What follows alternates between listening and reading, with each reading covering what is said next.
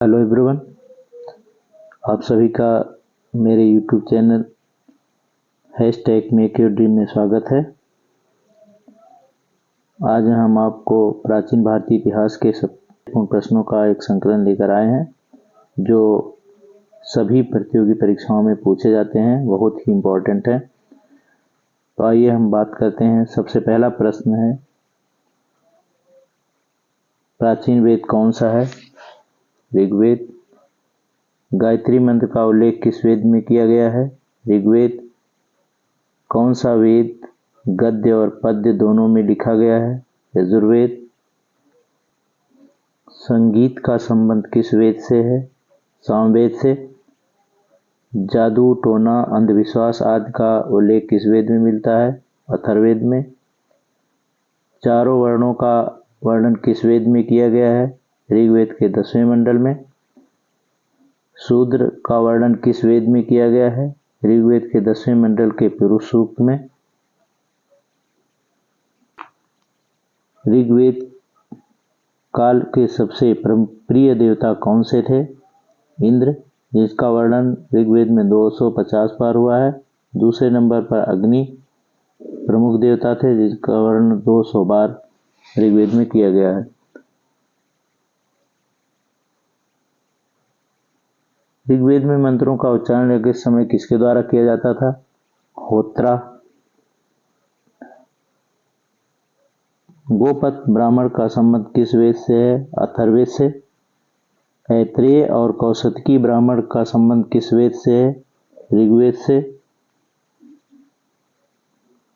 ऋग्वेद काल की सबसे प्रसिद्ध नदी कौन सी थी? सरस्वती। गंगा का उल्लेख इसमें एक बार किया गया है, यमुना का 3 बार। ऋग्वेद काल में कुल कितने मंडल हैं? 10 मंडल और 1028 सूक्त। कितने आरण्यक हैं? 7। पुराणों की कुल संख्या कितनी है? 18। इन पुराणों के रचयिता लोमहर्षक और उग्रश्रवा माने जाते हैं। सिंधु सभ्यता के किस स्थान पर बंदरगाह मिला है? लोथल, जो कि गुजरात में है। जुते हुए खेत कहाँ प्राप्त हुए? कालीबंगा। सिंधु सभ्यता का बृहद स्नानागार कहाँ प्राप्त हुआ है? मोहनजोदड़ो। भारत का सबसे प्राचीन नगर कौन सा है? मोहनजोदड़ो। पहिए का आविष्कार किस युग में हुआ? नवपाषाण युग में। आग का आविष्कार किस युग में हुआ? पुरापाषाण युग में। सबसे प्राचीन कौन सी धातु प्रयोग में लाई गई? तांबा।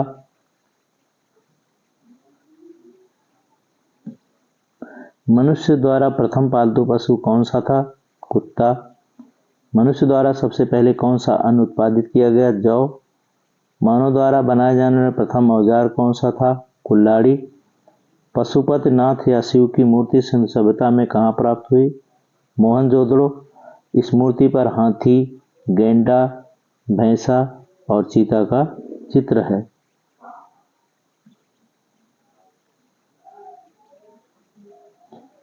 कांसे की नर्तकी की मूर्ति कहाँ पर प्राप्त हुई है?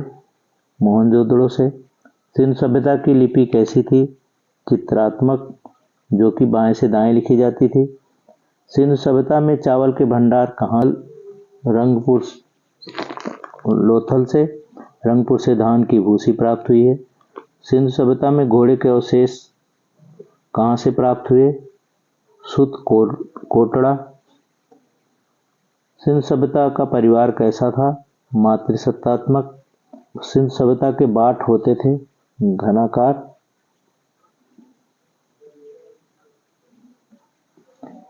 सिंधु सभ्यता के निवासियों का पवित्र पशु और वृक्ष कौन सा था? पवित्र पशु कुबर वाला सांड और वृक्ष पीपल का था। सिंधु सभ्यता की खोज किसने की? सर जॉन मार्शल ने। स्वास्तिक चिन्ह किसकी देन है? सिंधु सभ्यता की। गुरियों या मनकों का कारखाना कहाँ प्राप्त हुआ? चन्हूदड़ो। सिंधु सभ्यता का कार्यकाल कब से कब तक माना जाता है? 2750 ईसा पूर्व से 2250 ईसा पूर्व। सिंधु सभ्यता की तौल की इकाई क्या थी? 16 के अनुपात में, 16:64 के अनुपात में। सिंधु सभ्यता के लोगों को किस धातु का ज्ञान नहीं था? लोहा।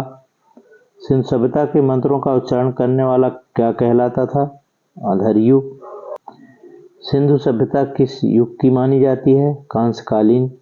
पशुपालन का सबसे प्राचीन प्रमाण कहाँ पर प्राप्त होता है? मध्यपाषाण काल में। ऋग्वैदिक का काल कब से कब तक माना जाता है? 1500 से 1000 ईसा पूर्व। वैदिक सभ्यता के निर्माता कौन लोग थे? आर्य। आर्यों का मूल निवास स्थान कहाँ माना जाता है? मध्य एशिया। ऋग्वैदिक काल में परिवार की सबसे छोटी इकाई क्या कहलाती थी? कुलाप। ऋग्वैदिक काल में युद्ध में लूटे गए माल को क्या कहा जाता था? लोपात्रा। ऋग्वैदिक काल में नियोग प्रथा क्या थी? मृत्यु के बाद पत्नी को देवर के साथ रहना नियोग प्रथा कहलाती थी। वैदिक काल में पुलिस को क्या कहते थे? उग्र या जीवग्रम। ऋग्वैदिक काल में चरागाह के स्वामी को क्या कहा जाता था? वज्रपति। जीवन भर कुंवारी रहने वाली लड़कियों को क्या कहा जाता था? आमाजू। संप्रभुता प्राप्ति करने के लिए कौन सा यज्ञ किया जाता था? अश्वमेध यज्ञ। झंझावातों या प्राकृतिक संतुलन का देवता किसे माना गया है? इंद्र। वैदिक काल की प्रमुख स्त्रियां कौन सी थी? घोषा, लोपामुद्रा, विश्ववारा और विस्पला। ऋग्वैदिक काल की कौन सी विदुषी महिला युद्ध क्षेत्र में लड़ने के लिए गई? विस्पला। ऋग्वैद काल में वहतु शब्द किसके लिए प्रयुक्त किया गया है? दहेज। मेरी पढ़ाई हुई बातें आपको अच्छी लगी हो तो मेरे चैनल को सब्सक्राइब करना ना भूलें